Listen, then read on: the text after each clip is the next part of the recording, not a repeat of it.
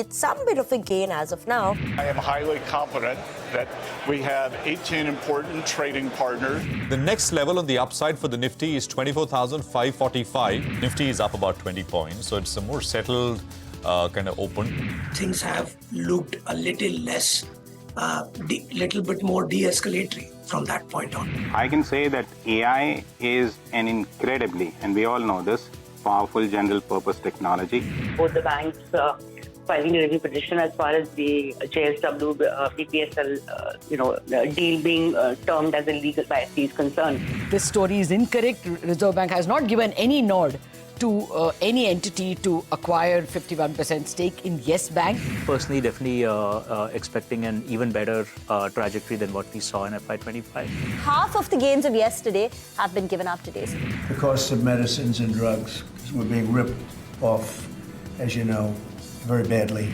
Read across the screen after we had an exciting session yesterday. Well, it is very, very stock specific, I have to say that. The Nifty might be down about 88 odd points, but there is so much which is moving around.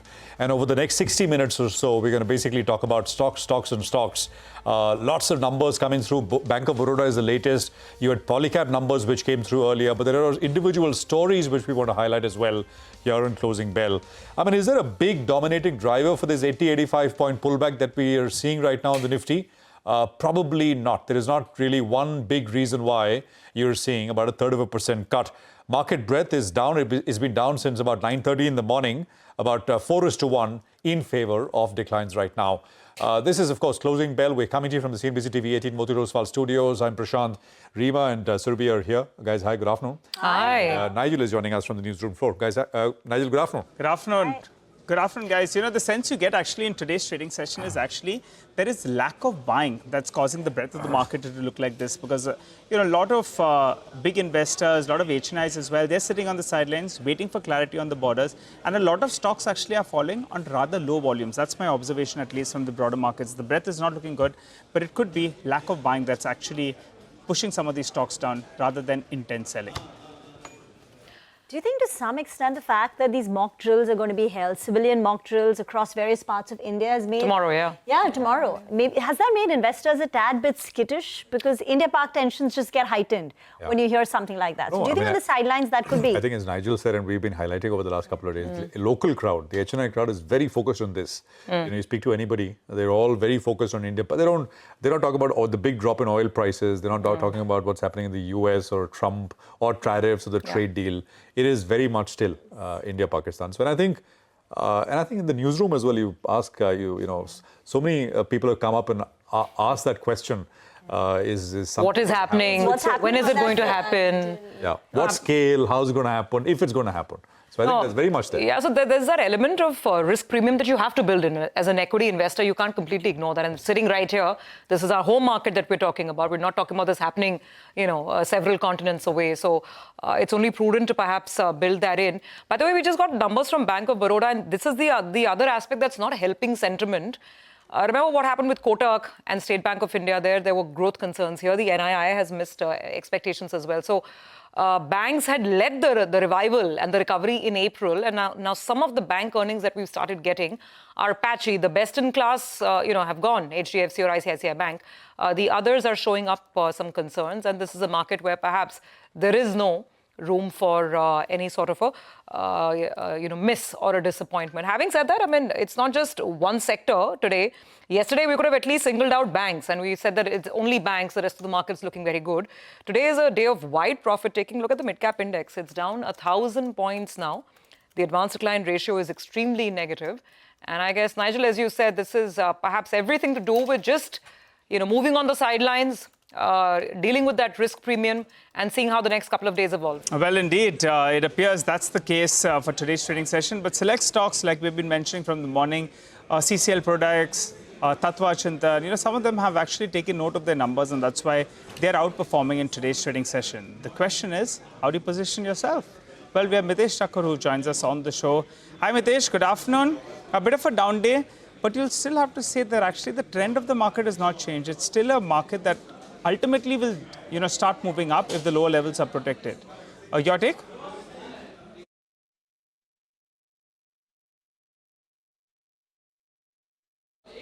That's right, Nigel. I think, the trend hasn't changed, but this is a market. The moment required to break beyond 24,500 is missing. So I think it calls for some kind of consolidation. On the stock side, I would say a sell on IRFC is what I have 124.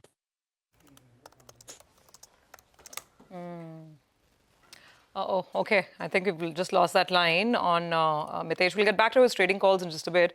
That is not looking good at all, the slippage number for Bank of Baroda. Let's see, because for some banks we're speaking with the IOB and they could provide a very plausible explanation. For them, the slippages were higher because, because of one particular account, which was MTNL. But let's see what's gone on here. The stock is completely selling off. We have Mehraboon Irani now joining in. Mehraboon, afternoon. Good to have you on. Let's actually start with the banks. I mean, BOB is falling off a cliff right now. What have you made of some of the recent bank earnings that have come in and the concerns? Here, there seems to be an asset quality issue as well. But with Kotak and SBI, it was a growth issue. Well, if you ask me, the commentary given by SBI, which is the largest commercial bank in India, was definitely not positive. In fact, I would say it was a disappointment. Maybe he was sounding realistic. I'm not pointing a finger at him. But the point is that says a lot. And for index, I'm referring to Bank Nifty, which has outperformed most other indices in the market by a fairly decent margin, a pullback in share prices was on the cards, and it is happening right now. Do I like this sector? I have liked this sector for quite some time and I continue to like it. So I would say I would prefer to stay out right now, wait for a pullback and possibly look at it again. The private sector banks or public sector banks, there should be a mix of both of them in an investor's portfolio. But after the sharp outperformance, a pullback on the cards, let the pullback happen and then look at it afresh. While the Nifty and the sensex have erased gains, the mid-cap index has completely reversed all of yesterday's gains. Yesterday, the mid-cap index gained about 1.8, 1.9, and we've lost a little bit more than that. 1,100 points lower now on the mid-cap index. But let's talk about Exide Industries now. The management says they are in advanced discussions for battery manufacturing with two major two-wheeler companies and one three-wheeler company. Sudarshan is here joining in with the details. So Exide Industries today held conference call on its Q4 FY25 earnings. And first talking about Q4 results, company has said that 3/4 of its total entire revenue has done better in Q4. Only 1/4 had seen a decline. And on the order wins, company is saying that it's in advanced discussion with two major players in two-wheeler space for battery manufacturing. Also, it's in advanced discussion with a three-wheeler company for the same. But the most important point was the comment that company has given about the Hyundai agreement, because there was no update after the binding agreement announcement that company had made, and there was an expectation that there might be something related to the agreement, and on which company is saying it's going as per plan and it's making everything ready for the product development, and the update is going to come very soon. On the back of that, you have seen a big uptick from the day's low, and it's currently up around 2% trade. Okay, all right, Sudarshan, got it. Thanks very much for that. That's Exide, another stock in focus. Speaking of Exide, obviously today is also a day when Ather has listed. Bit of a off day for the listing, but anyway, let's see where Ather is. It started the day with a gain of about 1.5%. We'll just pull up the stock and see what it's doing right now. It's down it's about down 4%. It's down 4%. Ather, can we get the stock up? We'll just do that in a bit. Mehraboon, this whole EV play, I mean, Ola definitely didn't inspire much confidence for investors. Now you have Ather, you have companies like Exide talking about, going further up the EV chain. Does it interest you? How would you play it? Through any stocks?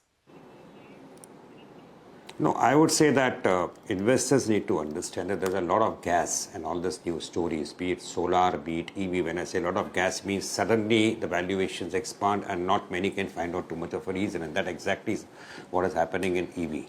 So I'm not saying the story is not good. I'm saying that you should allow the story to play itself out. So there are going to be accidents, and there are accidents happening left, right and center.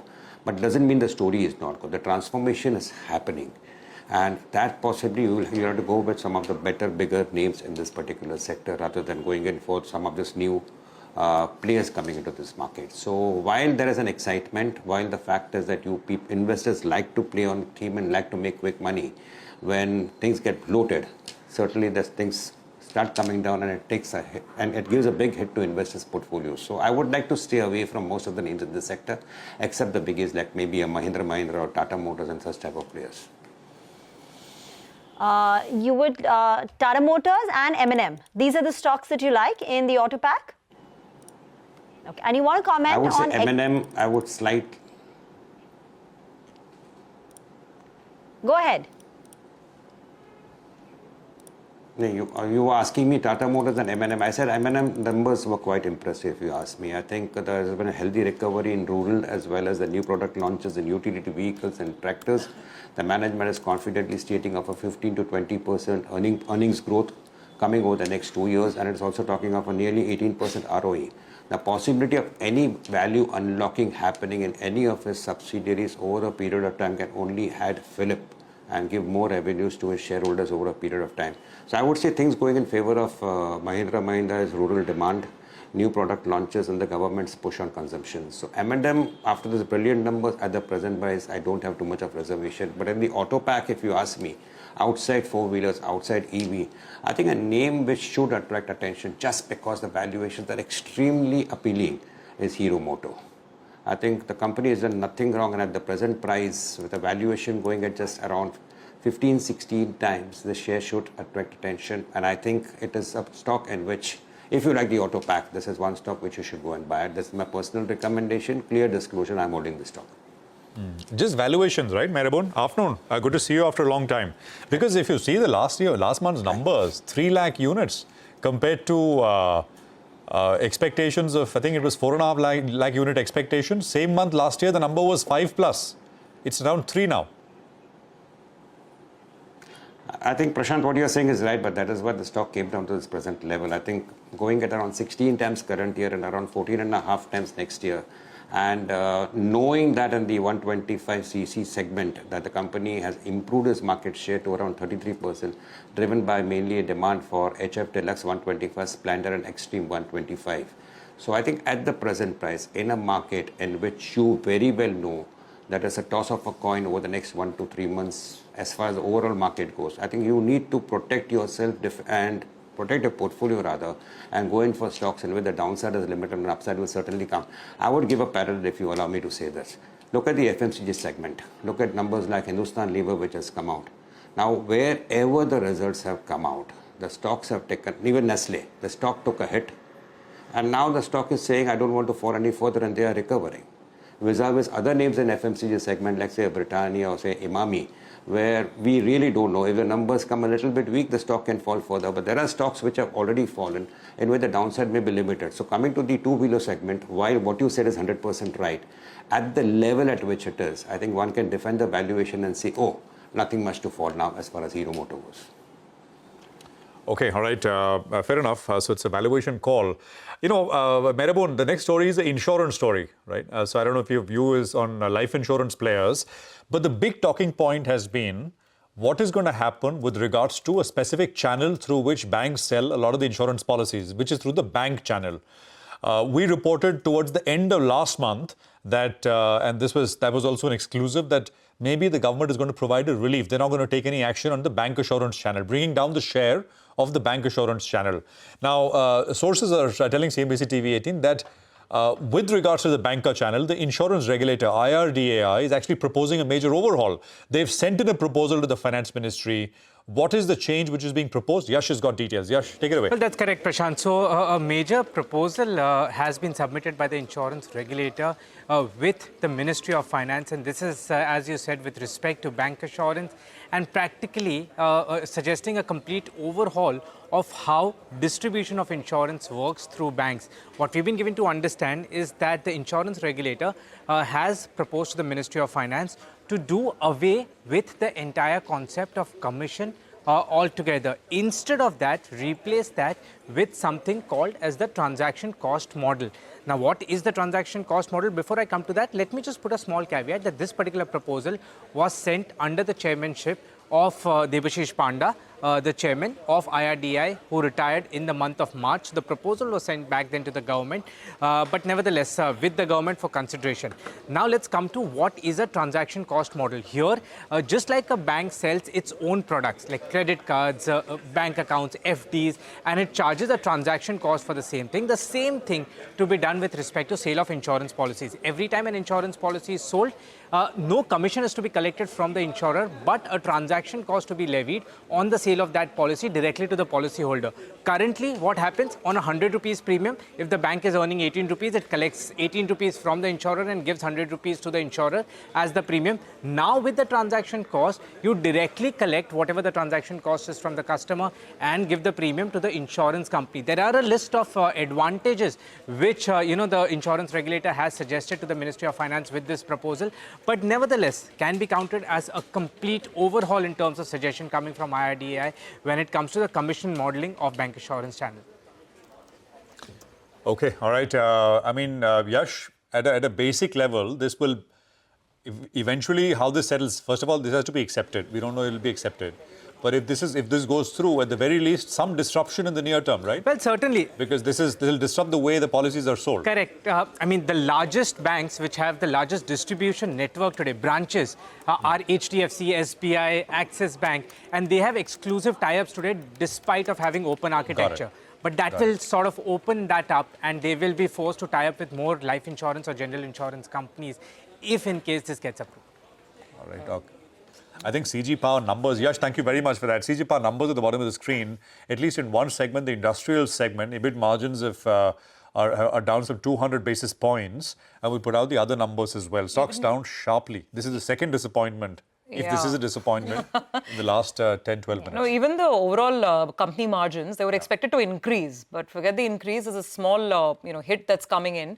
And the revenue is fine. The revenue actually is absolutely in line with street estimates, 25% growth. Profitability has risen less than expected, and margins have not expanded. In fact, there's pressure, and the stock is selling off. So there are quite a few earnings disappointments on the mid-cap end. So Vedant Fashion, that's Manyavar. Profits declined about 12-13%. That stock has fallen 6.5%. The other one is Alembic Pharma. Again, earnings miss. The stock here is down close to about 4%. And now you've got CG Power added to that list too. So these are some of the earnings misses. By the way, Bank of Baroda is now down 9%. Market is in no mood to forgive. Definitely not on a day like today, and maybe in the environment like the one that we are in. Even Coforge is now reversed. Coforge was in the green for a greater part in the morning. It was up 2%, 4%, but now it's in the red. Cummins is down 5%. Cummins put out, the global parent put out, a bit of not a profit warning, but the commentary for the India business was not too encouraging. That stock's down 5% as well. No, with Coforge, I was just saying that I'm not surprised. I was saying this in the morning before we started trading as well. This was very well advertised, the numbers. The expectations were super strong, and the numbers were super strong as well. So, it's actually based on numbers. It's become very, very tough now to, as I was saying, I was just joking and saying that even if I give you the numbers one day before and ask you whether the stock is going to be up or down, it's impossible because of the pre-positioning. And of course, there is for IT companies, it is the guidance, it is the there are so many other things which really make a lot of difference out there. So. The top 10 segment that we do in the morning, that has also become tougher. The green and the red. Sometimes green becomes red, red becomes green. But there is so much which goes into it. Merabun, just a quick word on the two things. One is life insurers. You heard Yash's story. Do you like anything here? And second, CG Power, as we were just discussing, numbers coming in. Yeah, I would say as far as the life insurance goes, I think it's a proposal which is still to be put into place, and we very well know, without mentioning anything beyond a point, I think there has been a lot of mis-selling which keeps on happening. So somewhere the regulator is thinking of putting some curbs here and there, because we all very well know that certain banks push a particular insurance product because of the commission which they are getting. So a transaction charge possibly could put a lid on certain mis-selling which happens here and there. So I think this could be healthy in the longer term. In the shorter term, I think this would be a slight negative for the particular sector. But whether I like anything in this space, answer is clear-cut no. Coming to CG Power, I think, I was hearing the comments, Prashant, and I loved one comment which you made. that you say these are the results going to come, whether the stock will be up and down. And that is exactly how I was defending Hero Moto. The point is, are the results really bad? The point is the valuations are quite high. All the positives are in the price. I think somewhere you mentioned about Coforge. Coforge also, the positives are already in the price. People know it's one of the best companies as far as execution excellence goes. The company is talking big and has been delivering in the past. But the point is, do you go and buy in an uncertain global environment, uncertain macros? The answer is possibly no. And this is exactly what is happening. On the other hand, you also very well know that liquidity is good in the market. Oil prices come down, inflation is under control, dollar index has come down, rate cuts are happening. So India relatively stands out. Then what is the problem right now in the market? The problem in the market is retail. Look at the market over the last 10-15 days. You don't see too much negatives happening as far as the indices go. But if you see the broader market, I think somewhere is showing signs of fatigue because the retail is slightly lightening themselves because of the aggression which could be shown by India and Pakistan. And everybody talks that. Whereas the FIs have started buying into the market. So while the index, nifty, sensex, remains protected, the side market is giving way. And that is why you are seeing some small accidents happening despite good numbers in the CG powers of the world right now. Okay. All right, Meraboon, we'll leave it on that note for this afternoon. Thank you very much for joining in. Always good discussing the market mood and, of course, individual stocks with you. We do have to take a very quick break. On that note, we'll come back on the other side and we'll get you more market perspective. Atul Mehra, fund manager at Motilal Oswal AMC, will join in.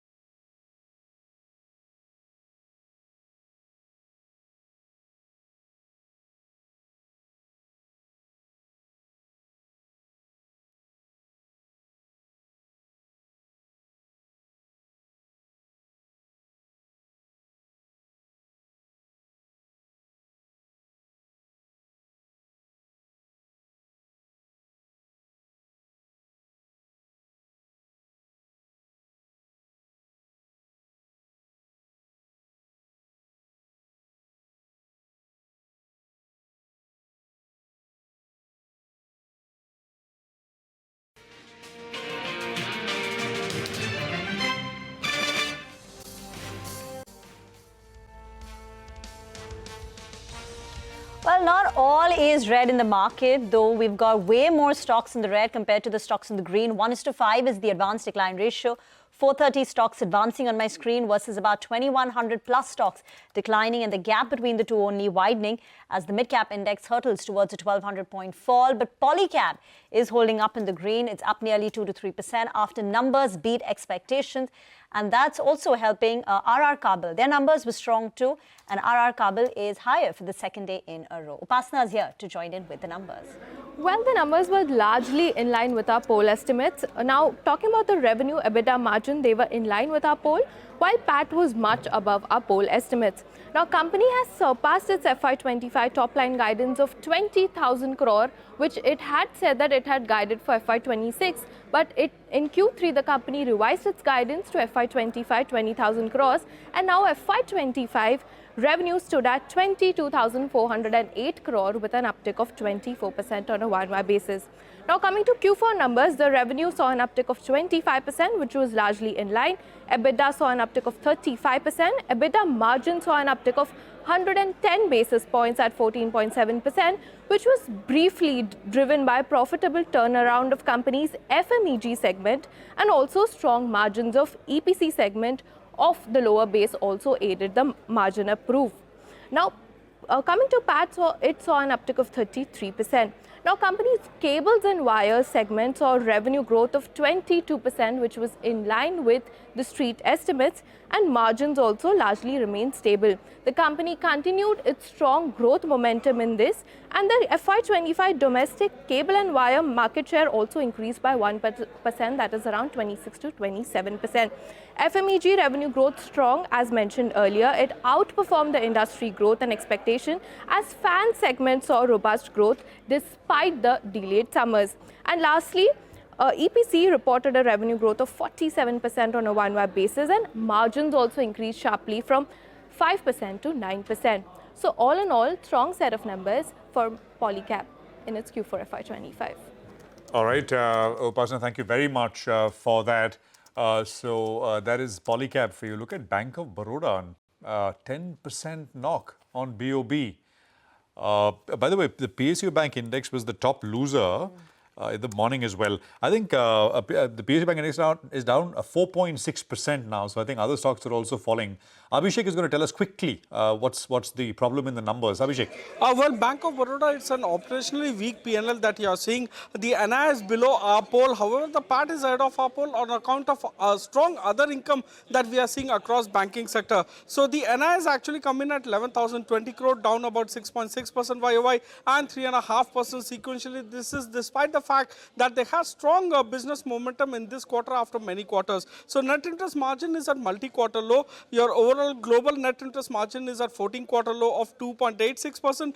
Domestic net interest margin at 3.02% is at 14-quarter low, and foreign NIM is at 1.7%, which is 11-quarter low. So other income grew robustly by 38% plus on a sequential basis. Treasury gains were strong at about 66.6% growth that you are seeing over there on a sequential basis. The core operating profits have actually declined by 10.5% YOY and 2.3% sequentially. The operating profits are almost flat YOY and a growth of 6% sequentially. The slippages have spiked up, and that's caused one of the triggers to stock being down in trade today. Slippages are up 8.5% quarter-quarter versus expectation of a decline in slippages. Back to you. Abhishek, if you had to point out one reason, it would be slippages for a 10% drop? It would be net interest margin despite strong business momentum that they had given, pre-quarter update. Okay, all right. NIMs are the problem spot. Abhishek, thank you very much for that. So that's BOB. Atul Mehra is with us, fund manager at Motilal Oswal AMC. Atul, good to have you with us here. Thanks very much. I think you guys, at least at the asset management level, are sitting on a lot of cash, a very large level of cash, at least till a few weeks back. Is that still the case, or have you deployed? Yeah, hi Prashant. Good afternoon. So it actually depends on fund to fund. So there are some funds where we are sitting on a large amount of cash, and there are others where we are fully invested. So it's more from the perspective of an individual fund positioning than an AMC level call at this point in time. Level, what would the cash be? Because, I mean, I'm talking about, at least in some funds, cash levels being 30-35%. Yes, in some of the funds, cash is around closer to 30%, and in some of the funds, cash is 0.3% as well. So it's a mixed bag. Okay. Average? You have the average number? So average actually would depend on the AUM in aggregate. So because say some of the larger AUM funds are sitting on larger cash, so hence at the AMC level, you would find that the cash levels are on the higher side. So so I think on an average from that perspective, it would be around 20% or 15 to 20%, but it's an aggregation of like fully invested funds and funds sitting on a large amount of cash. So at an AMC level, the view is that markets will come down. So that's what I was mentioning, Prashant. So it is the way it works is it's individual fund manager call, and hence you are seeing in terms of very different cash levels across funds. So there is nothing to be read particularly about the market as a house. It is an individual fund manager call. I have a feeling you're not bearish. You're not, right? No, I'm not. So the fund that I manage is sitting on less than 0.5% cash, and fully invested. Okay, fully invested. So what have you bought? Do you want to tell us, say, in the last 2 weeks, as the earnings have been coming through, trickling in, which stocks or themes have you been purchasing? So largely, I would say portfolios have remained more or less similar. I think overweights on financials, overweight on telecom. Slightly, we've been increasing allocations to consumers over the last, I would say, 2-3 months. So those have been the incremental allocation increases. Also, I would say in the recent times when IT has corrected, we've added to the positions because the valuations in some of the IT names are quite reasonable. And FCF yields are closer to 4 or 5% in many of the names. So those have been the more recent additions and weight increases primarily. Okay, hi Atul, good afternoon and good to see you again. I think private banks is something that you liked and you made this point for the last many times you've spoken as well. Suddenly out of the blue, you had a Kotak Mahindra Bank's numbers that weren't too good. Now you have a PSU name that just came out of the set of numbers not too good out there. Banks were very, very cheap. They had a good run. They actually led the market higher. But in the recent past, the last few weeks actually, they seem to be consolidating and some of them pulling back. Is private banks still the top theme for you? So, hi Nigel. Yes, so the private banks as a theme still looks quite good. Overall, as a basket, if you were to look at the results season so far, I think it's been largely fine in line. And although in the recent times, they've kind of taken a breather, but if you look at the last 12 months, these have been the biggest sources of outperformance at overall market level. And some of the larger ones are still, if you were to look at it, holding out very well. So I think what has really happened in the last few weeks is, as we can see in the numbers, foreign flows have turned for the better. And hence, you will see that the more FI-dominated sectors like financials, large banks, etc., they have basically tended to outperform in this in terms of FI buying that we've been seeing. So I think that is what is getting reflected in some sense. Atul, hi, good afternoon. Now, just going back to some of the earnings that we've got this afternoon. CG Power is one where there's a disappointment on margins. That could be maybe one-off or a company-specific issue. How are you positioned on industrials? Or basically, whether you call it capital goods, industrials, some of these stocks which are part of the manufacturing chain, given the global uncertainties? Sure. So industrials, I am underweight in industrials as a space overall. And primarily it's to do with, I would say that in the last 3 or 4 years, you've seen a massive re-rating in some of these names. And the valuations have been on the higher side with respect to the expected growth that these companies are expected to deliver. And hence, even though earnings growth is higher than the market, but the stocks are not doing as well because valuation correction is something that is really playing out in some of these names. So overall, as a sector, I remain underweight in industrials, primarily led by higher valuations. You said that you added to IT stocks in this recent round of correction as the free cash flow yields turned fairly attractive. You're talking about large cap names or some of the mid cap names where there is growth, but stocks have corrected in tandem with the rest of the sector? So it's been primarily larger names. So there, if you look at it, many of the names are now trading at 20 times forward P multiple, and they're trading at the lower end of the 3 to 5 year valuation range. And like we've seen, I think in the past, the sector tends to be quite in terms of impacted by global macro, what you see in terms of US news flow, etc. And they tend to give you those opportunities when the bad news is very much in the face. So hence, I think at the kind of valuations they're trading at and the cash flow these companies deliver, and a lot of it, 90% plus, is paid out as dividends or in terms of buybacks. So there is a valuation floor on some of these names. And hence, some of the larger cap IT is something that we've added to the position. Okay, all right. Good conversation, Atul. By the way, are you worried about the India-Pakistan tensions, Atul? What's the view?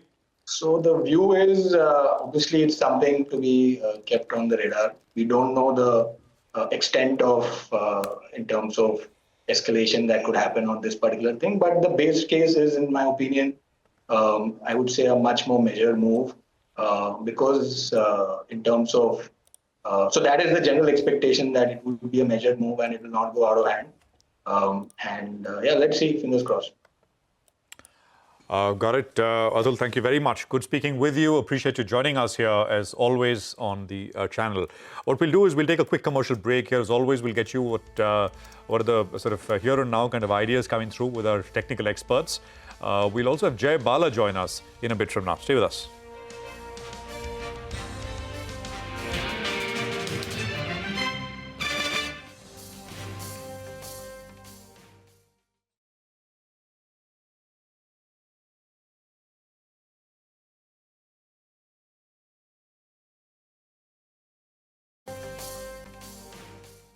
Welcome back. Well, as you speak, actually, I think CCL Products today deserves a special mention because the stock opened up with a big gap up and it's continued to hold on to those gains. I think that's one stock really that deserves special mention today. The management as well joined us and they sounded quite optimistic.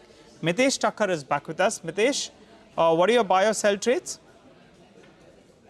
Not much happening on the index, so we'll, keep the index view on hold, but we stop specific guidance. So estimating on emphasis with the stop at about 2381 for targets of 2330, 25 or thereabouts. And the other one which I like that's come to some kind of support level is Power Finance Corporation PFC. BTST here with the stop just below levels of 393 for targets of 402. Okay, Mitesh, I wanted to ask you about Indian Hotels. If you could just have a look at that chart. The numbers were very, very good. Good, strong numbers. The management, Mr. Puneet Chatwal, joined us and said, remember, I'm telling you this, the best is yet to come. The problem is the stock has already seen a big run. And that's why it's now moved to the low point of the day. On the charts, though, how's it looking? So, if you look at Indian Hotels, I think, the stock had a very good rally. And now I think, it's showing signs of correction. The 200-day average is at about 740. My worry would be if it starts breaking below 200 average, then I think I'll turn negative. So, and the structure is negative. So I think I don't want to take a buy over here. But in case you get a closing or a signal of move below to 740, then I think a 700 target would be tested easily. Okay, all right. Mitesh, thank you very much for that. Well, the top story, of course, has been the tensions with regards to India-Pakistan. The Home Ministry has called for civil defense mock drills to be held across the country. Parikshit is here to give us details of what this would really mean at a ground level in terms of preparedness. And is this some sort of an indication about what is to come? Parikshit, take it away. We're going to see mock drills in 244 districts across the country. Now, why are these drills happening? Well, the objective is to test the preparedness of our civil defense teams all across the country, see how these civil defense teams operate in collaboration with the local police, anti-terror squads of different police forces, the fire department, ambulances, and the Army, AV, and Air Force as well. Now, the last time that such nationwide drills happened was perhaps during the 1971 Indo-Pak War and also during the Kargil War. But during the Kargil War, we possibly saw such drills only in Jammu and Kashmir and limited border areas. Perhaps this is the first time that it's happening on a pan-India basis. Why? Because there is a feeling that currently, due to the suspension of the Indus Water Treaty and all the action that India has taken against Pakistan, Pakistan may carry out a preemptive strike on India and a war cannot be ruled out. These are the words of General Malik, who led India during the Kargil War. He says that currently you cannot keep the war off the table. India may come up with a very strong kinetic response to Pakistan because of the Pahalgam attack, and that could be bigger than what we had done during Balakot. In fact, such a retaliation could lead to an escalation, with Pakistan taking things up a few notches higher. So we have to be prepared in any eventuality. Our forces are prepared. According to General Malik, we are 10 times stronger when it comes to comprehensive national power compared to Pakistan. But at the same time, the civilians across the country need to be prepared in case there is a hostile attack or war.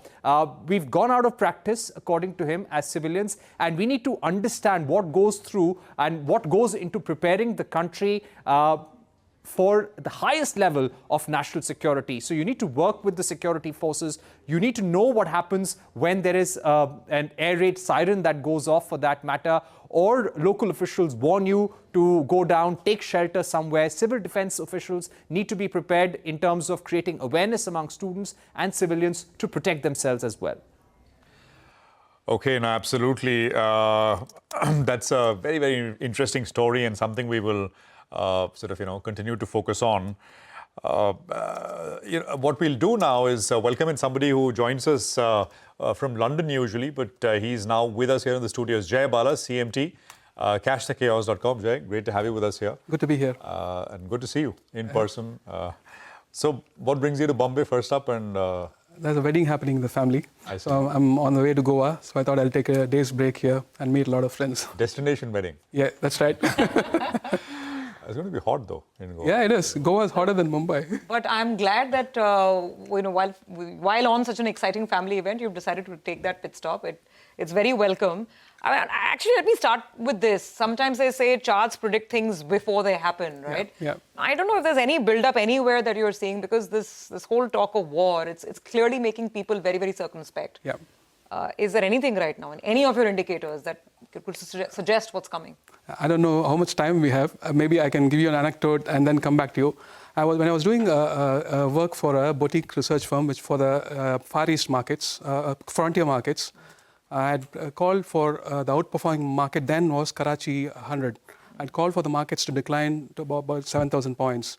The head of sales over there, they said there is no war happening between India and Pakistan, so this is not likely to drop 8,000 points.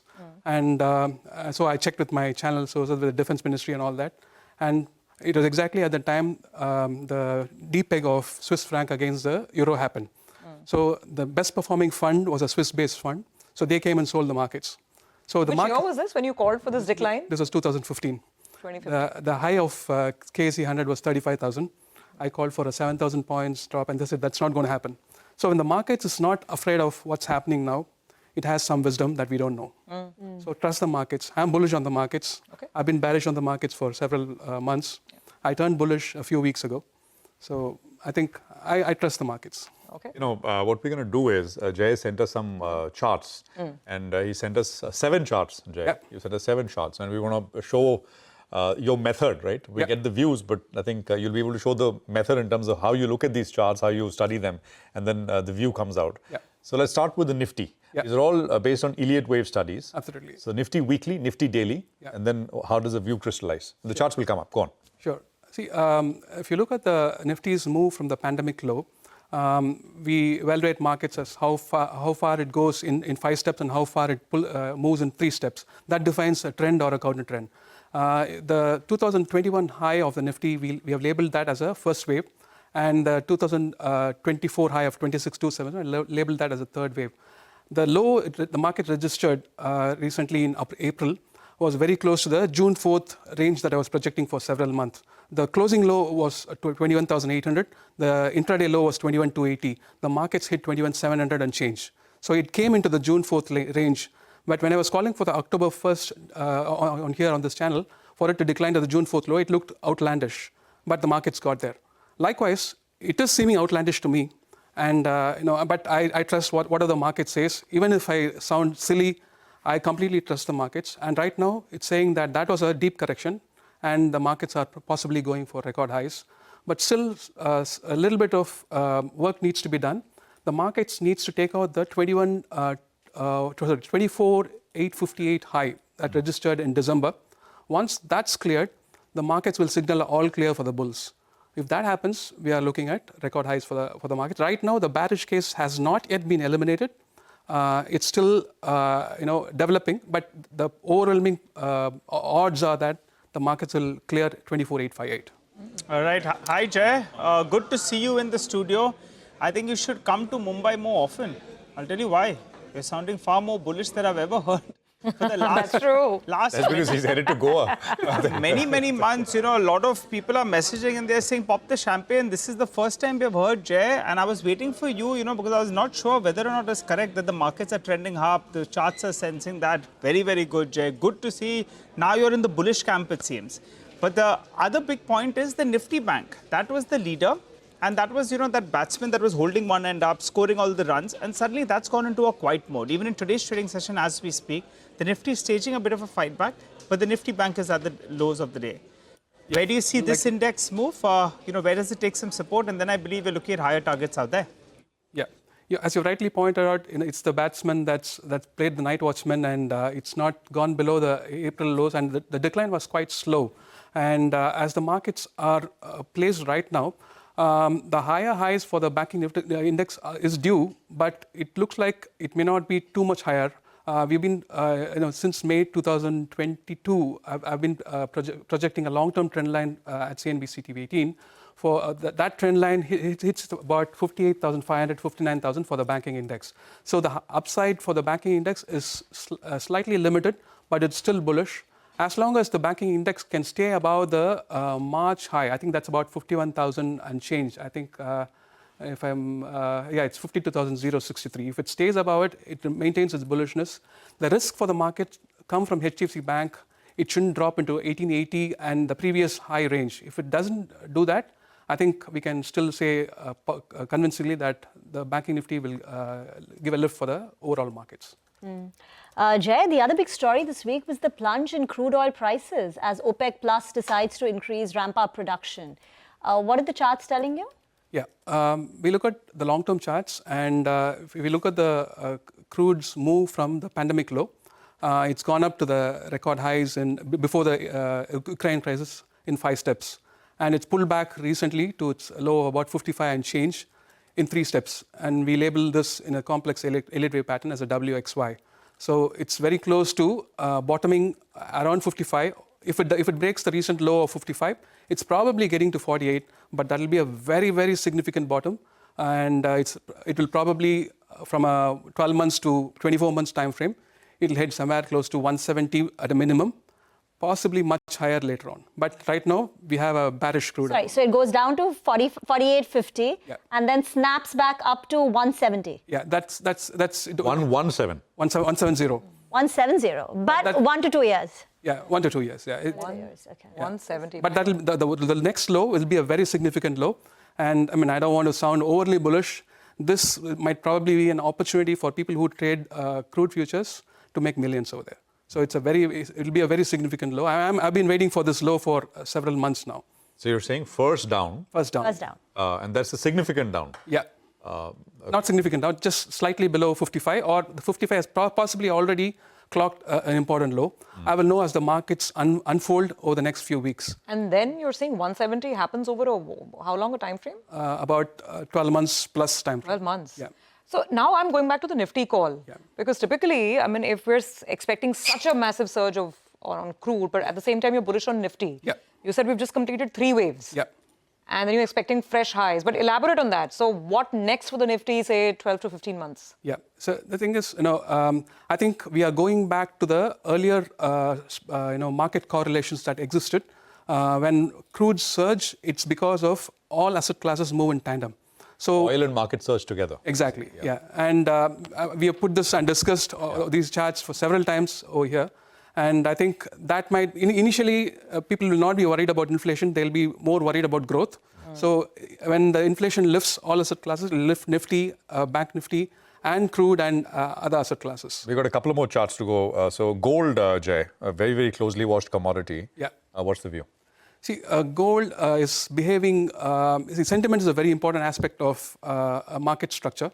And gold sentiment is right now, it's a very blunt measure, but it's behaving very typically towards, as it was behaving in 2011. In 2011, when gold hit about 1900 and change, people were calling for 10,000 as the fair value for gold. Right now, gold has hit record high at 3,500. People are calling for 30,000 gold. And it's not just that alone, it's occurring right at the possible 5-wave move for gold. So right now, the trailing stops for me for gold is about 32.02 on London bullion gold, not futures. If 32.02 were to get taken out on the lower side, I will anticipate at least a decline to the previous 4th wave low shown on the charts at about 2,600. So that is, but it's not yet there. It could go one more high, but right now, it's still bullish. We want the low of 32.02 to get taken out. Once that's taken out, I'm convinced that it's heading lower. There is excess sentiment built in gold, and there is a 5-wave structure which is pointing to at least a medium-term top. And when does it top out? At 3,500? It's already registered a high at 3,500. It needs to break 3,200 to confirm the high registered at 3,500 and change is an important high. We can go higher, but we don't know what's happening. Right now, sentiment is pointing to that, and market structure is pointing to that. We want a support to get broken. So that's the final step that needs to happen. The third step hasn't happened.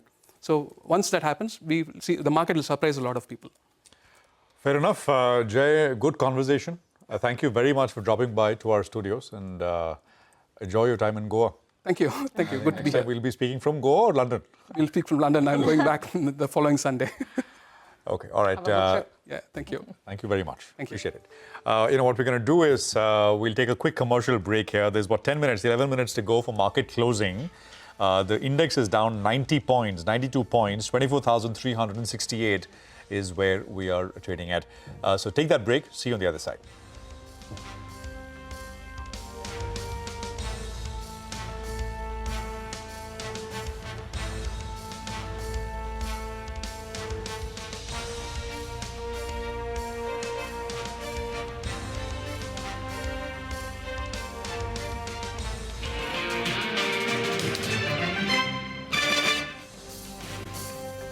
Welcome back. Well, yes, the markets are nervous, but a few stocks are really standing out. RR Kabel, yesterday the stock burst away. The management is very, very optimistic on the future. They've laid out a capex plan as well. Take a look at that stock as we speak at the high point of the day. Similar is the case with CCL products as well. Good set of numbers. Stock started gap up. It's going to go home with the final tick actually at the high point of the day. The street really likes these numbers. And Safari, well, the numbers are a little bit softish, but I think the street was bracing for these soft numbers. So that's why quarter four's numbers are a little bit softish. But Safari actually from the lows of the day has seen a bit of a recovery, telling you now the street is looking ahead. They're counting on the first quarter of this new fiscal being relatively better for these luggage makers. Could explain why the stock, after being down close to 4%, has recovered. But MGL, that's expected to report its quarter four numbers today. Sudarshan joins us to run us through more details. Sir? So after IGL reporting a strong set of earnings, we are expecting MGL to report the strongest set of earnings amongst all the city gas companies. We might see an improvement in the margin on the back of the price hike, and the price hike taken by MGL was the most amongst all the city gas companies. So on the back of all these factors, also remember that like all these oil marketing companies, internals for even city gas companies, if you compare with Q4, now in the last 1 month or say 1.5 months of Q1 FY26, internals have improved. Crude has fallen, rupee has depreciated. So all these are like going to benefit city gas companies, not in the results of Q4 FY25, but going forward. Now coming to the headline numbers, profit may fall by 6%.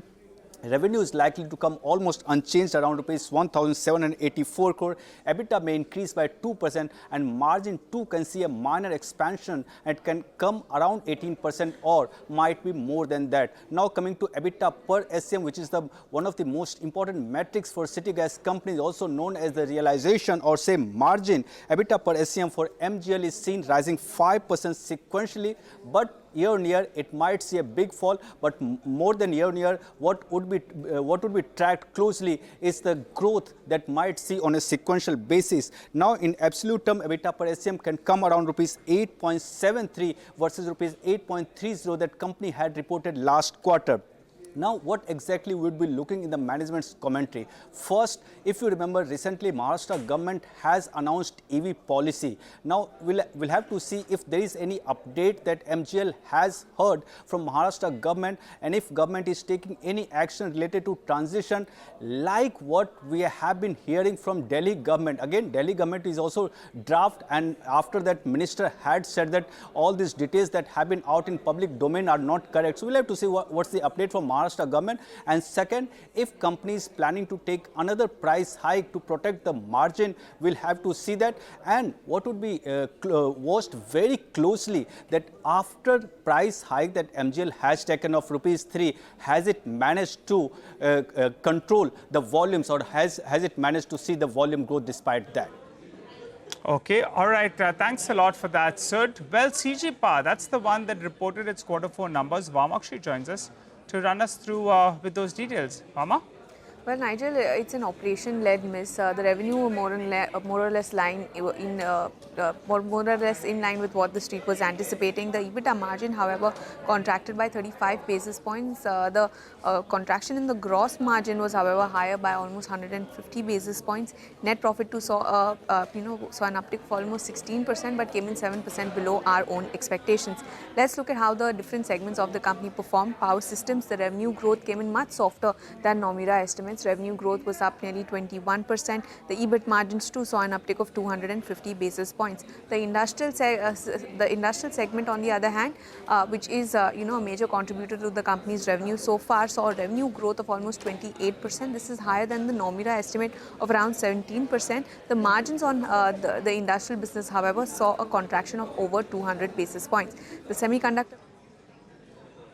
Okay, all right. Thanks a lot for that, Vamakshi. Well, the market's clearly going into, into closing on a bit of a softish note. And what's happened in the last few minutes, joining the Nifty Bank on the downside is another heavyweight. Pull up the intraday chart of ITC. Well, that stock actually has slipped in the last few minutes, so just keep an eye out on that one. The other one is L&T. That in fact is trying to lend some support. So that's popped up in the last few minutes. A few more stocks actually that deserve special mention. The ones that have slipped actually is Tejas Networks. The stock is showing signs of fighting back, but now it's coming for some selling pressure. And Central Bank of India as well, currently at the low point of the day. So mid-cap index down 2.5%, headline index down 100 points, and the Nifty Bank down close to around 700 points thereabouts. Guys, take it over.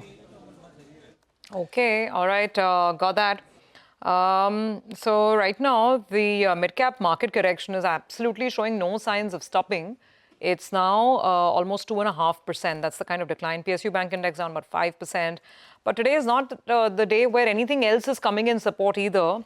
Real estate down quite a bit. By the way, the small cap index is down about 2.5% in step with the mid cap index as well. So it's pretty weak, the trends out there. That's what we have going. Let's actually, we're 2 minutes away from the closing, so let's start recapping the day as it is. 100 lower on the Nifty, and leading those declines today are names like Adani Enterprises. Adani is ending down about 4.5%. So a lot of yesterday's exuberance or yesterday's rally, it seems to be reversing today. Jio Financial 4% lower, Eternal about 3% lower, Trent 3% lower. Both these stocks started the morning quite positive, but then they completely fizzled out. SBI sees more follow-through selling after its numbers. Even today, stocks down 2.5%. HDFC Life, IndusInd Bank, Bajaj Finance, Axis Bank. Gives you a sense that financials is where the pain is. The Bank Nifty itself is down about 1.3%. So plenty of weakness here. And unlike yesterday, today the heavyweights couldn't come in support of the market. ITC, HDFC Bank, Reliance itself down 1%. All these big boys have been falling. What kind of stood out, relatively speaking, was M&M. With some follow-through buying after yesterday's good performance. Q4 performance came through. Hero Moto up about 2.5% as Ather lists. Bharti Airtel 2% higher. And then it fizzles out. A little bit of FMCG play today. Nestle and HUL. Two FMCG names that have found some buyers. But that's the Nifty, and that's only half the story, Prashant. The bigger issue with the market was the mid-cap unwinding today, and lots of it. No, absolutely. Bank of Baroda was, of course, the big earnings-led loss. Indian Hotels was down 6.5%. Sonata Software down 7-8%. Godrej Properties down 6.5%. Railtel, Bank of India, Reliance Infra, I can go on. Capricide Infra, Manyavar, Aventil was down sharply. Skipper was down about 5.5-6%.